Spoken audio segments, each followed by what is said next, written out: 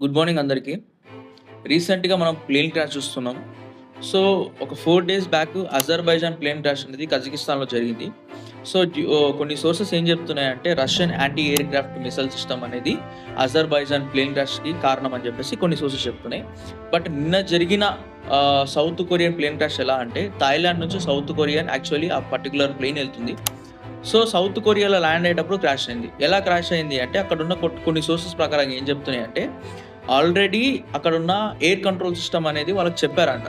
Already వాళ్ళకు information ఇచ్చారు. ఇక్కడ బర్డ్ స్ట్రైక్ జరుగుతుంది. మీరు ఈ పర్టిక్యులర్ ఏరియాలో ల్యాండ్ అవ్వద్దు అని చెప్పేసి. సో, యాక్చువల్లీ అక్కడున్న పైలట్స్ బహుశా అది పట్టించుకోనంటున్నారు.